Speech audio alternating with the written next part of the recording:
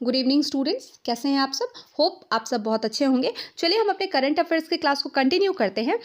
हमने last class में सरकार की पहलों को देखा, अभियानों को देखा और सरकार की परियोजनाओं को, मतलब ये वाला सारा पार्ट हमारा कंप्लीट हो चुका है। अब हमें देखना है कि आगे हमें क्या पढ़ना है। ठीक है, अब हमें पढ़ना है विज्ञान, प्रौद्योगिकी एवं अंतरिक्ष। ठीक है, तो इसमें से आज हम देखेंगे विज्ञान एवं प्रौद्योगिकी से रिलेटेड जो टॉपिक्स है, पहले उसको देखते हैं। तो चलिए देखते हैं आज का पहला टॉपिक क्या है। देखिए आज का पहला टॉपिक है वजीर एक्स क्रिप्टो एक्सचेंज हैक। ठीक है, याद रखिएगा ये है क्या, तो ये एक बहुत बड़ी हैकिंग है जो कहाँ से की गई, वो नॉर्थ कोरिया से। ठीक है, कुछ बेसिक चीज़ें ध्यान रखेंगे। एक बहुत बड़ी हैकिंग है जो नॉर्थ कोरिया से की गई है और इस हैकिंग में बांग्लादेश का केवाईसी प्रयोग किया गया है। ठीक है, तो चलिए इसमें हम लोग पूरा डिटेल देखते हैं कि अगस्त 2024 में दुनिया में सबसे बड़ी हैकिंग क्या है। वजीर एक्स क्रिप्टो एक्सचेंज हैक कर $230 मिलियन का फ्रॉड नॉर्थ कोरिया से किया गया। ठीक है, ध्यान रखेंगे। इसके अलावा इस फ्रॉड की रकम अलग अलग अकाउंट में भेजी जा रही है और अब तक $70 मिलियन 27 अलग अलग अकाउंट में भेजे गए हैं। ठीक है, तो ध्यान रखेंगे इसमें से $70 मिलियन जो है वो अलग अलग 27 अकाउंट में भेजे जा चुके हैं और बाकी के जो $150 मिलियन है वो अभी एक ही वॉलेट में पड़े हुए हैं। ठीक है, मतलब $230 मिलियन का ये एक फ्रॉड है। ठीक है, अब देखिए इस फ्रॉड में बांग्लादेश की केवाईसी का इस्तेमाल हुआ है, ये ध्यान रखेंगे। ठीक है, और आईआईटी कानपुर के स्टार्टअप ब्लॉक स्टैश ने यह खुलासा करते हुए रिपोर्ट ईडी को सौंपी है। ठीक है, तो देखिए मैं थोड़ा इरेज कर दूं ताकि चीज़ें क्लियर हो जाए आपको। इसमें ध्यान रखने वाली क्या बात है, तो आप अपने की पॉइंट्स को उठाएंगे। आपका की पॉइंट्स क्या है कि ये जो है वो क्या है, ये एक सबसे बड़ी हैकिंग है जो कहाँ पर, नॉर्थ कोरिया से की गई है। ठीक है, लगभग कितना बताया जा रहा है, $230 मिलियन का ये हैक यहाँ पर किया गया है जिसमें कि बांग्लादेश की केवाईसी का इस्तेमाल हुआ है। लेकिन अब इसको आईआईटी कानपुर के स्टार्टअप ब्लॉक स्टैश ने क्या किया, इसका खुलासा करते हुए इसकी रिपोर्ट जो है वो प्रवर्तन निदेशालय यानी कि ईडी को सौंपी है। ठीक है, तो चलिए इतने की पॉइंट्स को आप दिमाग में रखेंगे। ठीक है, चलिए आगे देखें हम। देखिए अगला इसमें बताया जा रहा है, एक मिनट। अगला इसमें बताया जा रहा है बिना पासवर्ड साइट में सेंध लगाते हैं। ठीक है, ये लोग मतलब बिना पासवर्ड के ही ये लोग साइट में सेंध लगाने, मतलब इसमें एंटर करने की कोशिश करते हैं। देखिए बता दें कि साइबर अपराधी ज़रूरी आईडी और पासवर्ड के बिना साइट में प्रवेश के रास्ते तलाशते। ठीक है, तो जो बेसिक आईडीज होते हैं साइट में जाने के लिए या जो भी पासवर्ड्स होते हैं उसके बिना ही ये एंट्री का रास्ता तलाशते हैं।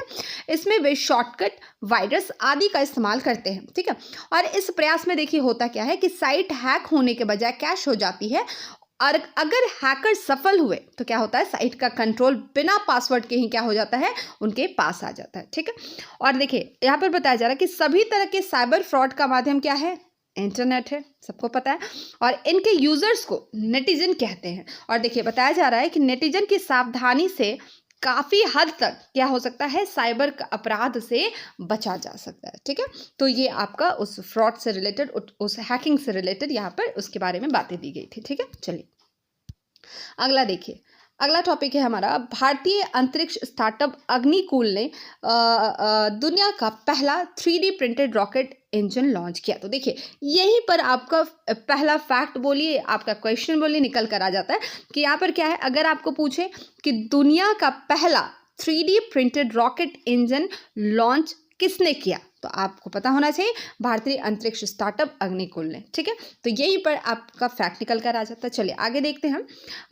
देखिए 31 मई 2024 को भारतीय अंतरिक्ष स्टार्टअप अग्निकुल कॉस्मोस ने पूरी तरह से 3D प्रिंटेड इंजन द्वारा संचालित दुनिया का पहला रॉकेट अग्निबाण SORTED सफलतापूर्वक लॉन्च किया। ठीक है, तो ये आपको ध्यान रखना है, ये नाम ध्यान रखेंगे। ठीक है, और इसको लॉन्च कौन कर रहा है, तो इनका ये भी नाम आपको दिमाग में रखना है। ठीक है, देखिए इसके बारे में बताया जा रहा है कि यह प्रक्षेपण भारत के पहले निजी तौर पर विकसित लॉन्च पैड धनुष से हुआ है। ठीक है, तो इसको भी ध्यान रखें, जिसे अग्निकुल ने श्रीहरिकोटा में स्थापित किया है। ठीक है, और इसे भारत के पहले स्वदेशी रूप से डिजाइन और निर्मित सेमी क्रायोजेनिक इंजन द्वारा संचालित किया गया है। ठीक है, और देखिए ये जो स्टेटमेंट वाइज आ रहे हैं इसको भी ध्यान में रखेंगे, स्टेटमेंट वाइज भी सवाल यहाँ पर बन सकते हैं। ठीक है, अब देखिए अग्निबाण, और यहाँ नहीं स्टेटमेंट तो आपका आगे काम आएगा। ठीक है, तो देखिए अग्निबाण रॉकेट एक अनुकूल योग्य 2 चरण रॉकेट है।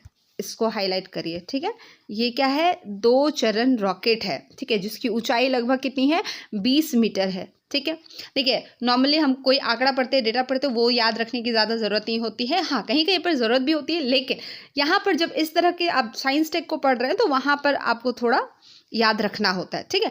तो यहाँ पर ये क्या है, 2 चरण रॉकेट है जिसकी ऊंचाई कितनी है, लगभग 20 मीटर, और इसमें पृथ्वी से लगभग, ये चीज़ें याद रखिएगा इसलिए मैं बार बार हाईलाइट कर दे रही, लगभग 700 किलोमीटर ऊपर लो अर्थ ऑर्बिट जो LEO है आपका, उसमें 300 किलोग्राम तक पेलोड ले जाने की क्षमता है। तो इसकी पेलोड क्षमता बोले तो 300 kg, ठीक है। और ये लगभग पृथ्वी से लगभग कितना, 700 किलोमीटर ऊपर लो अर्थ ऑर्बिट, ठीक है, लोअर अर्थ ऑर्बिट जिसको बोलते हैं, ठीक है, वहाँ पर इतनी क्षमता ले जाने में ये सक्षम है। कितना है तो याद रखेंगे, 2 चरण रॉकेट है ये, ठीक है, और लगभग कितनी उसकी ऊंचाई है, 20 मीटर, ठीक है। तो इतनी बातें, बेसिक बातें आपको ध्यान में रखनी है, ठीक है। हाँ, और ये सेकंड पॉइंट जो है ये भी ध्यान रखिएगा, भारत के पहले स्वदेशी रूप से डिजाइन और निर्मित क्या कौन सा है, सेमी क्रायोजेनिक इंजन है। क्लियर है यहाँ तक? चलिए अगला देखते हैं।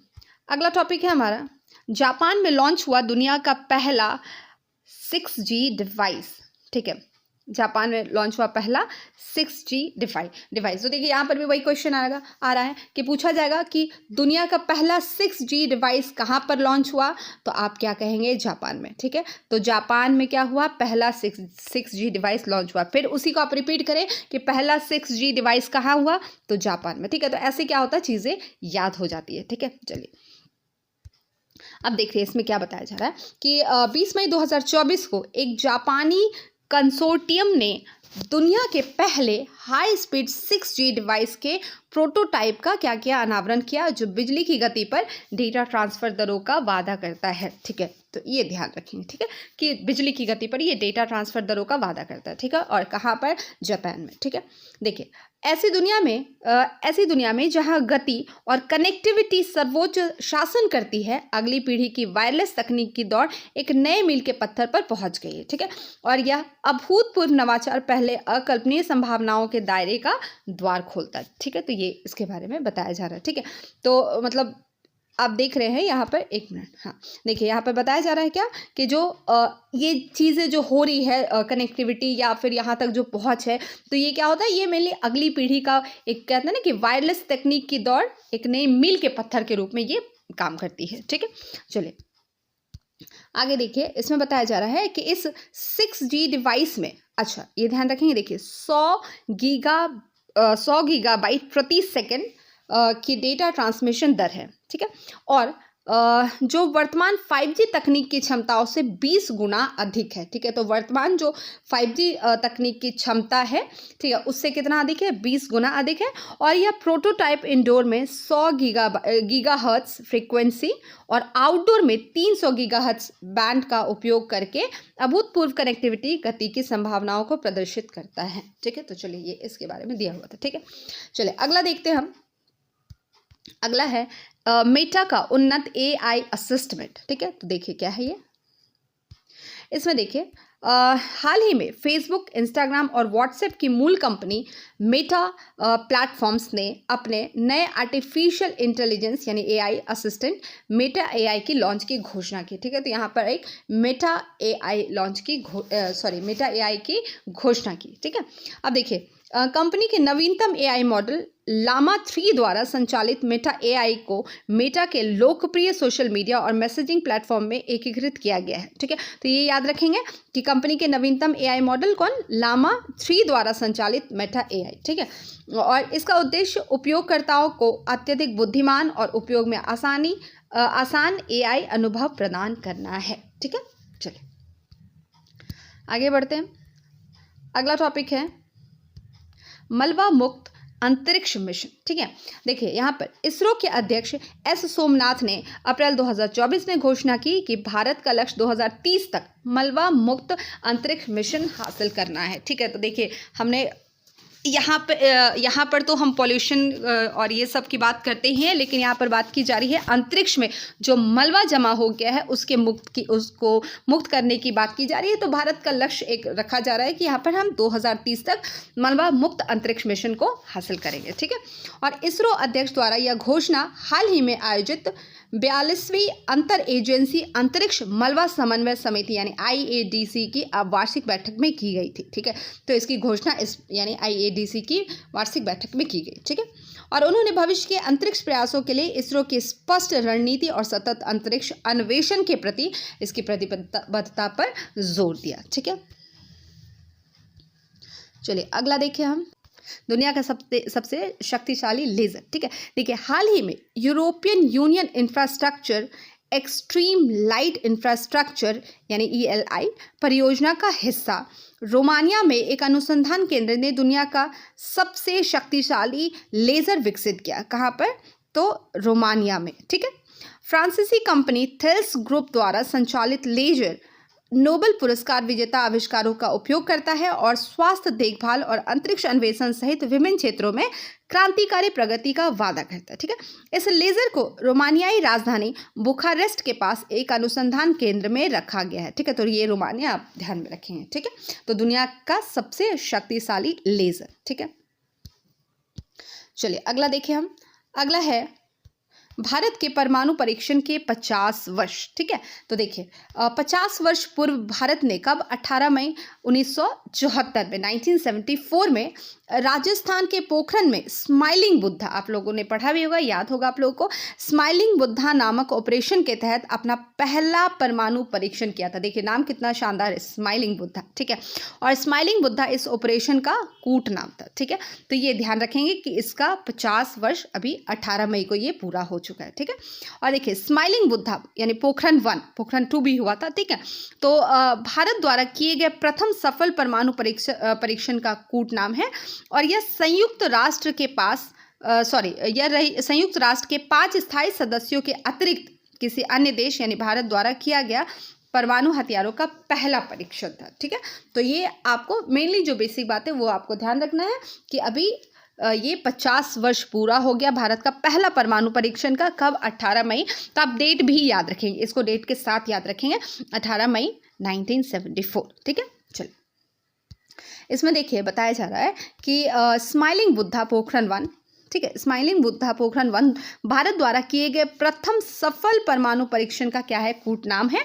और यह संयुक्त राष्ट्र के, अच्छा हमने देखा इस पॉइंट को, ठीक है, ये हम देख चुके हैं। अगला देखते हैं, भारत के परमाणु परीक्षणों की श्रृंखला में दूसरा परीक्षण मई 1998 में पोखरण से ही किया गया था, ठीक है। और 98 में 11 मई को 3 भूमिगत परमाणु परीक्षण एवं 13 मई को 2 परीक्षण किए गए, ठीक है। इसका कूट नाम ऑपरेशन शक्ति था, ठीक है। तो चलिए ये भी आप ध्यान रखेंगे, ये दोनों पॉइंट भी आपको याद रखना है, ठीक है। चलिए अब देखते हैं हम लोग, अगला टॉपिक है क्षोभ मंडल में नए कण निर्माण तंत्र की खोज, ठीक है। तो चलिए इसमें देखते हैं क्षोभ मंडल, ट्रोपोस्फेयर जिसको आप लोग बोलते हैं, ठीक है, आपने पढ़ा होगा ज्योग्राफी में, ठीक है। जो पृथ्वी के वायुमंडल का क्या होता है? सबसे निचला स्तर जिसको बोलते हैं ट्रोपोस्फेयर, ठीक है। अब देखिए इसमें बताया जा रहा है कि जुलाई 2024 में American association for the advancement of science में प्रकाशित एक अध्ययन के अनुसार जब समताप मंडल की वायु नीचे के क्षोभ मंडल में प्रवेश करती है तो नए वायुमंडलीय कण का निर्माण होता है, ठीक है, क्योंकि क्षोभ मंडल क्या है? सबसे निचला स्तर है, ठीक है। और यह ऊपरी क्षोभ मंडल में नए कण निर्माण यानी कि न्यू पार्टिकल फॉर्मेशन के लिए पहले से अज्ञात तंत्र के बारे में जानकारी प्रदान करता है, ठीक है। अब देखिए इसमें बताया जा रहा है कि इस खोज में नासा के नॉर्थ अटलांटिक एरोसोल एवं मरीन इकोसिस्टम स्टडी तथा वायुमंडलीय टोमोग्राफी मिशनों के दौरान लिए गए वैश्विक हवाई मापों के डेटा का उपयोग करते हुए ऊपरी वायुमंडल में होने वाले पहले से अज्ञात NPF तंत्र का अवलोकन संबंधी प्रमाण प्रदान किया गया है, ठीक है। अभी हमने देखा पिछले पॉइंट में। और इसमें पता चलता है क्या कि क्षोभ मंडल में NPF बार बार एवं बड़े भौगोलिक क्षेत्रों में, विशेष रूप से मध्य अक्षांशों के दूर दराज के समुद्री क्षेत्रों में होता है, जो क्षोभ मंडल में मुक्त कणों का क्या है? एक महत्वपूर्ण स्रोत है, ठीक है। चलिए अगला देखें हम। अगला है ग्लोबल इंडिया एआई समिट। ठीक है, तो यहाँ पर देखिए भारत सरकार यानी कि गवर्नमेंट ऑफ इंडिया ने 3 जुलाई से 4 जुलाई 2024 के बीच भारत मंडपम नई दिल्ली में ग्लोबल इंडिया एआई समिट की मेजबानी की। तो आपको याद रखना है कि ग्लोबल इंडिया एआई समिट जो है इसकी मेजबानी कहाँ पे, तो भारत ने नई दिल्ली में की। ठीक है, इसको आपको ध्यान रखना है। ठीक है, और समिट का आयोजन इलेक्ट्रॉनिक्स और सूचना प्रौद्योगिकी मंत्रालय द्वारा किया गया, ये भी याद रखेंगे। ठीक है, इसका आयोजन किसके द्वारा, तो इलेक्ट्रॉनिक और सूचना प्रौद्योगिकी मंत्रालय द्वारा किया गया। ठीक है, इस समिट का उद्देश्य ग्लोबल एआई हितधारकों के बीच सहयोग और ज्ञान के आदान प्रदान को बढ़ावा देना था, जो आर्टिफिशियल इंटेलिजेंस प्रौद्योगिकी के जिम्मेदार विकास, तैनाती और अपनाने के लिए भारत की अटूट प्रतिबद्धता को दर्शाता है। ठीक है, तो ये इसका उद्देश्य दिया गया था। अब अभी आपको फैक्ट पे ध्यान रखना है, तो ये आपको याद रखना है। ठीक है, चलिए आगे देखें हम। अगला टॉपिक है हमारा आकाश तीर वायु रक्षा प्रणाली। ठीक है, देखिए यहाँ पर भारतीय वायुसेना ने आकाश तीर कमांड और कंट्रोल सिस्टम को एयर डिफेंस कोर में शामिल किया। ठीक है, तो याद रखेंगे आकाश तीर कमांड और कंट्रोल सिस्टम को यहाँ पर एयर डिफेंस कोर में शामिल किया गया। किनके द्वारा, तो भारतीय वायुसेना द्वारा। ठीक है, और इसे भारत इलेक्ट्रॉनिक्स लिमिटेड ने विकसित किया है, ये ध्यान रखेंगे। ठीक है, इसको विकसित किसने किया, तो electronics limited, Bharat electronic limited ने। ठीक है, और इसे सुरक्षा प्रणाली की नई चुनौतियों का मुकाबला करने के लिए तैयार किया गया है। ठीक है, चलिए इसका लक्ष्य क्या है, नियंत्रण और रिपोर्टिंग प्रक्रियाओं को स्वचालित करके सेना के वायु रक्षा तंत्र को मजबूत करना है। ठीक है, तो ये इसका लक्ष्य है, और यह रडार और संचार प्रणालियों को एक एकीकृत नेटवर्क में जोड़ता है। ठीक है, तो ये 2 पॉइंट आप ध्यान रखेंगे। ठीक है, चलिए आगे बढ़े। देखिए अगला है भारत का पहला एआई शिक्षक IRIS। ठीक है, एरिस। अब देखिए मार्च 2024 में केरल के तिरुवनंतपुरम में एक स्कूल ने भारत के पहले जनरेटिव आर्टिफिशियल इंटेलिजेंस शिक्षक रोबोट आइरिस का अनावरण किया। ठीक है, जो शिक्षा में एक अभूतपूर्व शुरुआत है। याद रखें कहाँ, केरल के तिरुवनंतपुरम के एक स्कूल में। ठीक है, पहला जनरेटिव आर्टिफिशियल इंटेलिजेंस शिक्षक मतलब रोबोट। ठीक है, नाम क्या है, आइरिस। तो देखिए यहाँ पर आपको सवाल सिंपल कुछ नहीं, आइरिस उठा के पूछ देगा कि ये क्या है। ठीक है, क्योंकि चूंकि अभी ये करंट का मुद्दा है, तो आपको ध्यान रखना है कि अभी केरल के तिरुवनंतपुरम में यहाँ पर स्कूल में एक एआई शिक्षक, यहाँ पर एआई शिक्षक का क्या किया गया, यहाँ पर अनावरण किया गया। ठीक है, चलिए अगला देखते हैं पॉइंट। मेकर लैब्स एडुटेक के सहयोग से विकसित आइरिस का लक्ष्य छात्रों के लिए व्यक्तिगत सीखने के अनुभवों के माध्यम से, 1 मिनट पर हम आगे बढ़े, पहले इसको देख लीजिए, ये आप ध्यान रखेंगे इसको। ठीक है, इसको आप ध्यान रखेंगे कि मेकर लैब्स एडुटेक के सहयोग से विकसित आइरिस जो विकसित हुआ है, इसके सहयोग से विकसित हुआ है। इसका उद्देश्य क्या है कि आइरिस का लक्ष्य छात्रों के लिए व्यक्तिगत सीखने के अनुभवों के माध्यम से पारंपरिक शिक्षण विधियों को परिवर्तित करना है। ठीक है, जो पारंपरिक जो ट्रेडिशनल शिक्षण विधि आया जा रहा है उसको परिवर्तित करना है। ठीक है, और देखिए यहाँ पर वॉइस असिस्टेंट और चैट GPT से लैस या छात्रों को इंटरैक्टिव शिक्षण गतिविधियों में संलग्न करता है, और साथ ही यह 3 भाषाओं को बोलने में सक्षम है, इरिस। ठीक है, और जनरेटिव एआई गहन शिक्षण मॉडल को संदर्भित करता है, जो उस डेटा के आधार पर उच्च गुणवत्ता वाले पाठ, चित्र एवं अन्य सामग्री उत्पन्न कर सकते हैं जिस पर उन्हें प्रशिक्षित किया गया था। क्लियर? चलिए अगला देखें हम। अगला है काकरा पार परमाणु ऊर्जा संयंत्र में 2 नए रिएक्टर का उद्घाटन। ठीक है, तो याद रखें कहाँ, काकरा पार परमाणु ऊर्जा संयंत्र में 2 नए रिएक्टर का उद्घाटन। देखिए 22 फरवरी 2024 को प्रधानमंत्री नरेंद्र मोदी ने गुजरात के तापी जिले के काकरापार, याद रखेंगे गुजरात के तापी जिले के काकरापार परमाणु ऊर्जा संयंत्र में 2 नए स्वदेशी रूप से विकसित रिएक्टरों को देश को समर्पित किया। ठीक है, स्वदेशी याद रखेंगे। ठीक है, और काकरापार परमाणु ऊर्जा संयंत्र में 2 नए रिएक्टर यूनिट 3 और यूनिट 4 की क्षमता 700 से 700 मेगावाट 700 मेगावाट है, और 2 नए संयंत्रों में से एक पहले से ही चालू है। ठीक है, ये ध्यान में रखेंगे। ठीक है, और इस परमाणु ऊर्जा स्टेशन में पहले से ही 220 मेगावाट के 2 परिचालन रिएक्टर यूनिट 1 और 2 कार्यरत है। ठीक है, तो हमने अभी देखा कि जो 2 नए रिएक्टर कौन से 3 और 4 है, इसका मतलब 1 और 2 जो है वो पहले से कार्यरत है। कितना 220 मेगावाट के। ठीक है, आगे देखते हैं हम। इसमें यूरेनियम का उपयोग विभिन्न प्रक्रियाओं के माध्यम से बिजली उत्पादन के लिए ईंधन के रूप में किया जाता है।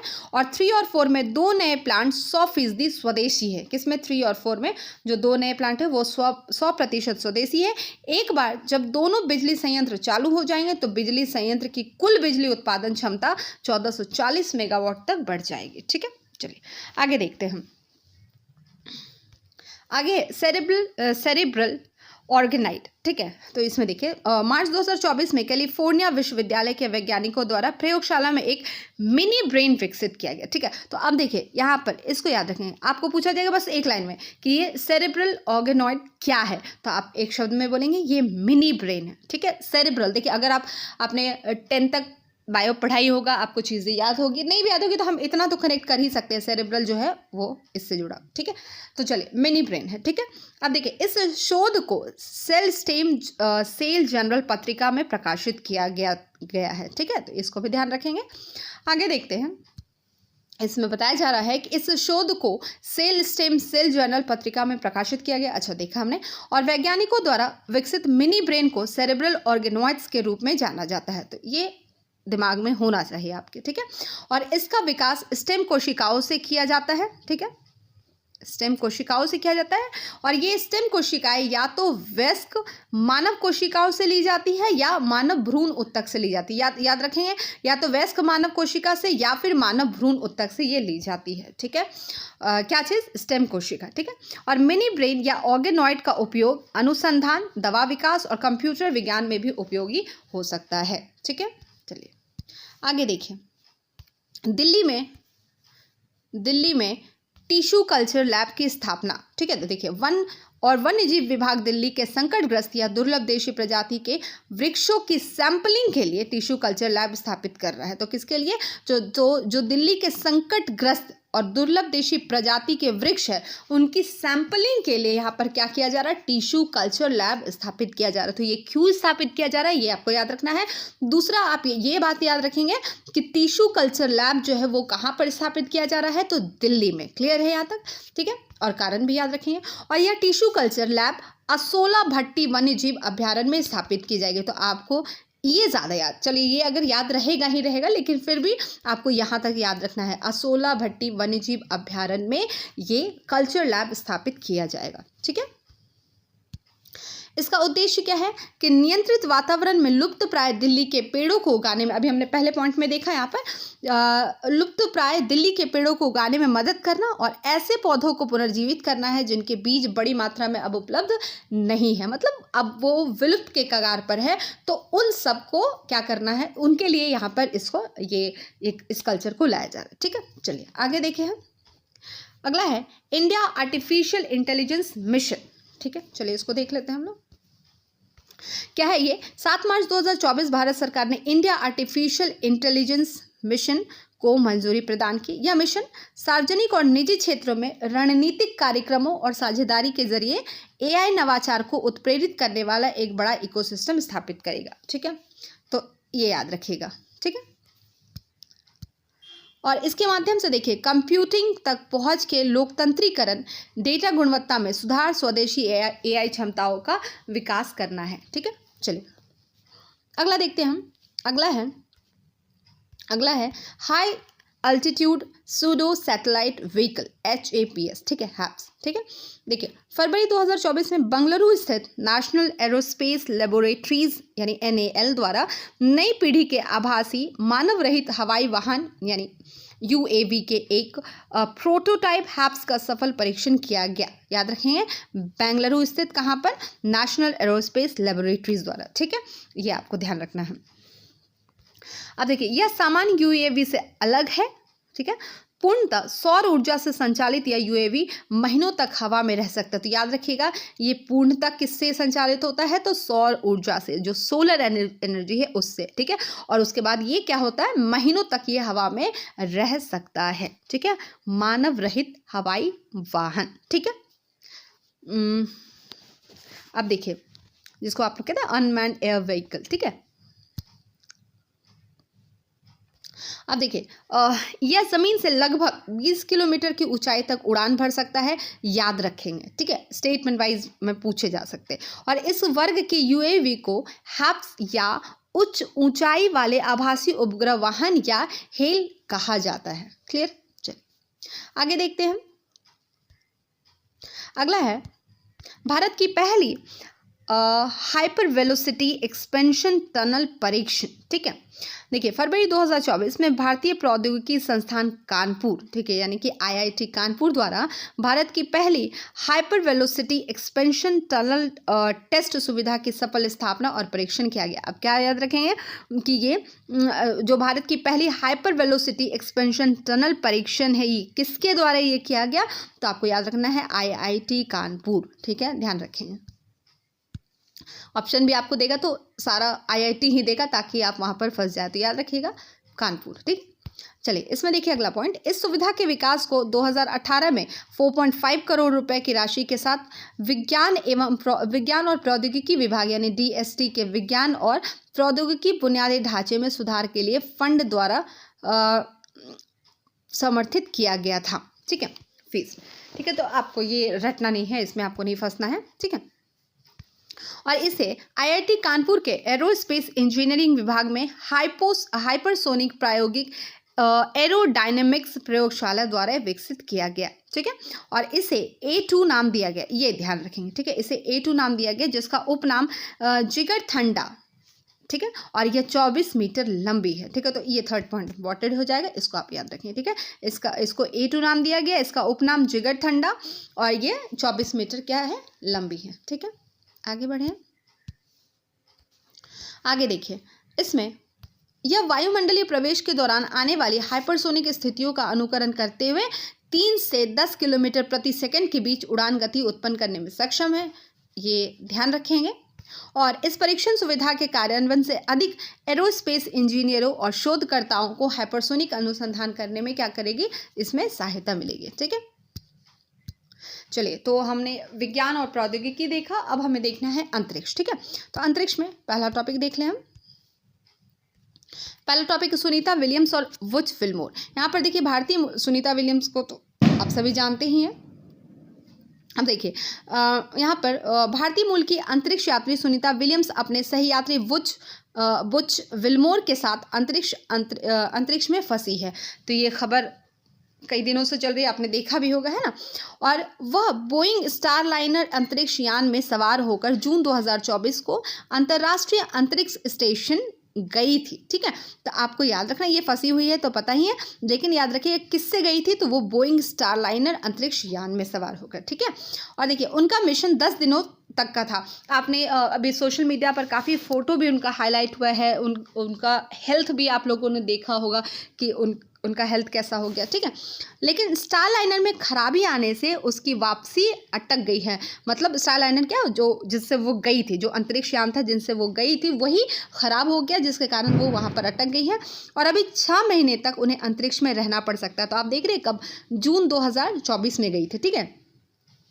अब देखिए, इनकी वापसी अगले साल फरवरी तक हो सकती है। मतलब अभी भी कहा जा रहा है कि अभी 6 महीने तक उन्हें अंतरिक्ष में रहना पड़ सकता है, ठीक है।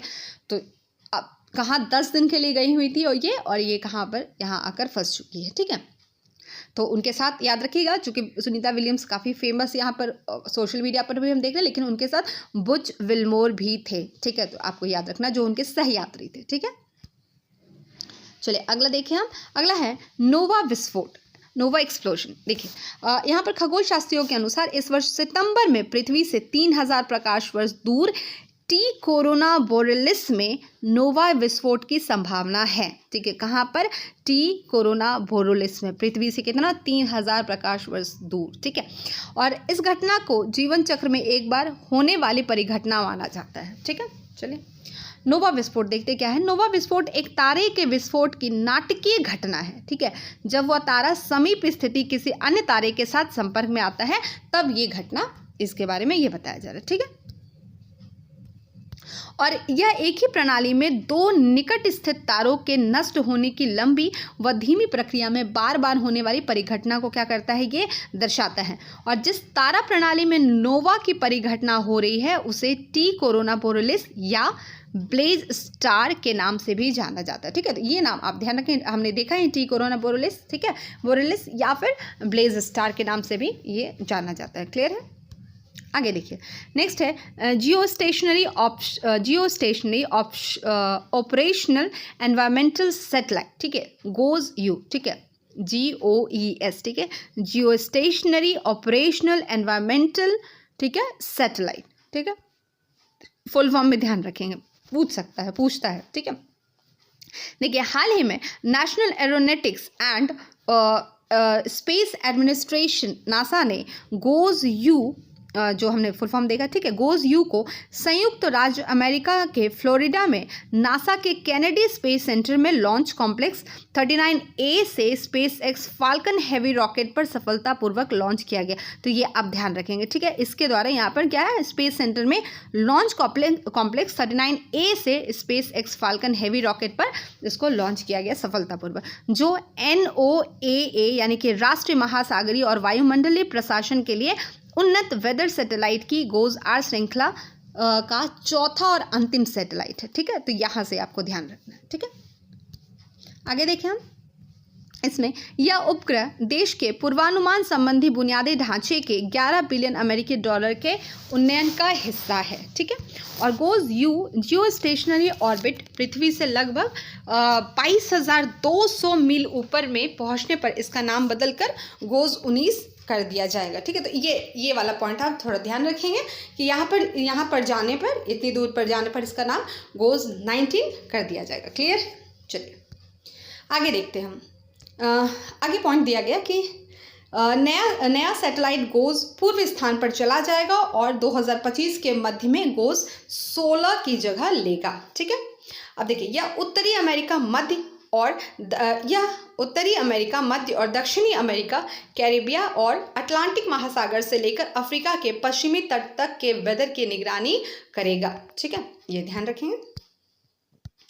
देखिए नेक्स्ट टॉपिक है हाइड्रोन परियोजना। देखिए क्या है, जून 2024 में यूरोपीय अंतरिक्ष एजेंसी यानी कि यूरोपियन स्पेस एजेंसी ने अंतरिक्ष आधारित इंटरनेट के लिए अपना स्वयं का उपग्रह नेटवर्क विकसित करने के लिए हाइड्रोन परियोजना की घोषणा की है। याद रखिएगा, हाइड्रोन परियोजना की घोषणा किसने की है? तो ESA यूरोपियन स्पेस एजेंसी ने। ठीक है, किसके लिए? तो ने अंतरिक्ष आधारित इंटरनेट के लिए। ठीक है, अब देखिए यहाँ पर क्या है, हाइड्रोन परियोजना। ESA की हाइड्रोन परियोजना अंतरिक्ष में उपग्रहों के बीच डेटा संचारित करने के लिए लेजर संकेतों यानी लेजर सिग्नेचर का उपयोग करने की योजना है। ठीक है, और यह नेटवर्क लगभग 1 टेराबाइट प्रति सेकंड की इंटरनेट स्पीड प्रदान करने में सक्षम हुआ। ठीक है, तो ये ध्यान रखेंगे, 1 टेराबाइट। ठीक है, चलिए आगे देखें हम। और देखिए यह परियोजना निम्न कक्षा पृथ्वी से 1000 किलोमीटर ऊपर और भू स्थिर कक्षा लगभग 36,000 किलोमीटर दोनों में उपग्रहों का उपयोग करेगी। और ESA ने वर्ष 2027 से 29 तक के मध्य हाइड्रोन के चरणबद्ध लॉन्च की योजना बनाई है। ठीक है, याद रखिएगा 27 से लेकर 29 तक। ठीक है, अब देखिए अगला है जिसको चेंज बोलते हैं, ये 6 की चंद्रमा पर सॉफ्ट लैंडिंग। अब देखिए यहाँ पर 2 जून 2024 को चीन राष्ट्रीय अंतरिक्ष प्रशासन के चेंज 6 चंद्र जांच ने चंद्रमा के दूर की ओर सॉफ्ट लैंडिंग की और चंद्रमा के दुर्लभ रूप में खोजे गए दूर से नमूने एकत्र किए। ठीक है, यहाँ पर ठीक है, अब देखिए किसने? तो चीन राष्ट्रीय अंतरिक्ष प्रशासन के द्वारा। ठीक है, और वापस लाए गए जो मानव चंद्र अन्वेषण इतिहास में अपनी तरह का पहला मामला था। ठीक, आपको याद रखना है कि ये किसके द्वारा ये किया गया और क्यों किया गया। ठीक है, तो चंद्रमा के दूर की और सॉफ्ट लैंडिंग की और चंद्रमा के कुछ दुर्लभ रूप को खोजे गए यहाँ पर। ठीक है, अब देखिए इसमें बताया जा रहा है कि ये चेंज 6 क्वेकियाओ 2 रिले उपग्रह के समर्थन से साउथ पोल एटकेन यानी SPA बेसिन में, विशेष रूप से अपोलो बेसिन क्रेटर में उतरा, ये यहाँ पर उतरा, ठीक है, और जिसे इसके वैज्ञानिक मूल्य और अनुकूल उतरने की स्थितियों के लिए चुना गया था, ठीक है।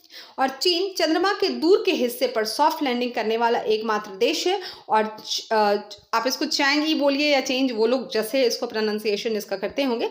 तो इसने एक रोबोट है, ना कि चालक दल वाला मिशन, तो ये आप याद रखेंगे और ये भी याद रखेंगे, ठीक है। और देखिए यहाँ पर चैंग E6 जांच अंतरिक्ष यान को 3 मई 2024 को दक्षिण चीन के हैनान प्रांत में वेनचांग स्पेस लॉन्च साइट पर अपने लॉन्च पैड से लॉन्च किया गया था, ठीक है। तो इसको कहाँ से लॉन्च किया गया था ये आपको याद रखना है, ठीक है। चलिए अगला देखते हैं, अर्थ केयर, ठीक है। यहाँ पर देखिए 29 मई 2024 को यूरोपीय अंतरिक्ष एजेंसी यानी कि ESA ने कैलिफोर्निया और USA में वेंडनबर्ग अंतरिक्ष बल बेस से SpaceX के फाल्कन 9 रॉकेट पर अर्थ केयर उपग्रह लॉन्च किया, ठीक है। तो आपको ध्यान रखना है, ठीक है। अब देखिए यह ESA और जापान एरोस्पेस एक्सप्लोरेशन एजेंसी यानी कि JAXA के बीच एक संयुक्त उद्यम अर्थ केयर अध्ययन करेगा कि क्लाउड्स और एरोसोल पृथ्वी की जलवायु को कैसे प्रभावित करते हैं। तो याद रखिए क्या इसका काम क्या है, तो वो अध्ययन करेगा कि क्लाउड्स और एरोसोल पृथ्वी की जलवायु को किस तरह से ये प्रभावित करती है। और ये एक संयुक्त उद्यम अर्थ केयर है, याद रखें, ESA और जापान एरोस्पेस एक्सप्लोरेशन एजेंसी यानी कि JAXA द्वारा, ठीक है। और इसे एयरबस के तहत 75 से अधिक कंपनियों के एक संघ द्वारा डिजाइन और निर्मित किया गया था, जो प्रमुख ठेकेदार है। क्लियर है यहाँ तक? चलिए आगे बढ़े। अब देखिए नेक्स्ट है गैया BH3, ठीक है। इसमें देखिए हाल ही में खगोलविदों ने हमारी आकाशगंगा मिल्की वे में अब तक का सबसे विशाल तारकीय द्रव्यमान वाला ब्लैक होल खोजा है, ठीक है। तो क्या खोजा है, बहुत ही विशाल द्रव्यमान वाला ब्लैक होल यहाँ पर खोजा गया है, ठीक है। और जिसे गैया BH3 नाम दिया गया है, ठीक है। ये आप नाम याद रखें। तो आपको ऐसे ही पूछते कि ये गैया BH3 ये क्या है, तो याद रखेंगे ये बहुत मतलब अगर एक शब्द में बोला जाए तो ब्लैक होल, ठीक है।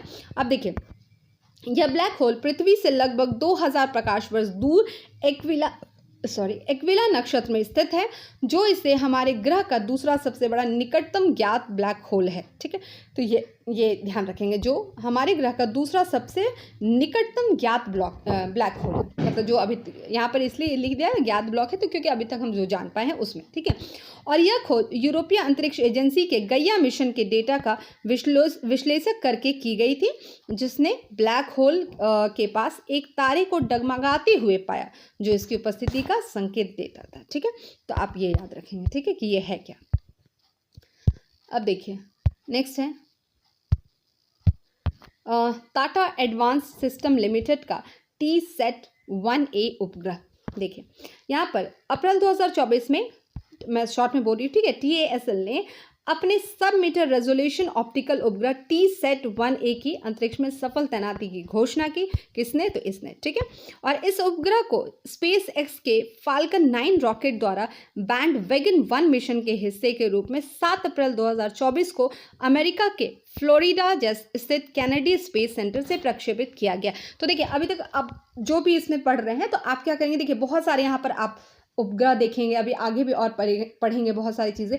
तो आपको करना क्या है कि ऐसे कंफ्यूजन ना हो कि कौन लॉन्च कर रहा था। आप क्या करेंगे, कॉपी में कॉलम बनाएंगे अलग अलग, ठीक है। उपग्रह के एक तरफ नाम लिखेंगे, उसके सामने आप उसके पॉइंट्स को लिखेंगे, जो की पॉइंट्स है। आपको बहुत यहाँ पर आंसर राइटिंग नहीं करना, आपको क्या करना, मेन पॉइंट्स क्या याद रखना। अगर उसके बारे में कुछ फैक्ट है तो उस फैक्ट को आप लिखेंगे। मान लीजिए कोई ऐसा है, कोई व्हीकल है तो उसकी पेलोड क्षमता कितनी है, तो ये है। कोई उपग्रह है तो ठीक है, तो वो या फिर कुछ अगर लॉन्च किया गया है तो वो किसके द्वारा लॉन्च किया गया, तो ऐसे करके आप कॉलम बनाएंगे और वहाँ पर चीज़ें लिखेंगे। तो उससे क्या होगा, आप 4 बार लिखेंगे, वो आपको याद भी होगा और ऐसे कन्फ्यूजन नहीं होगा, क्योंकि ऐसे तो आप पढ़ते ही जा रहे हैं, लेकिन जब फिर से आप रिपीट करेंगे, उसको लिखेंगे, तो वो चीज़ें आपको याद होगी, ठीक है।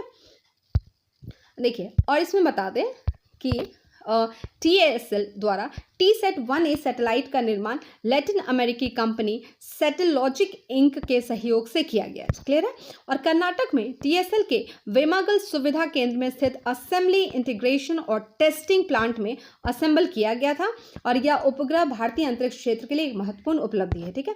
और यह उपग्रह उच्च रेजोल्यूशन वाली ऑप्टिकल उपग्रह तस्वीरें प्रदान करने में सक्षम है। क्लियर है।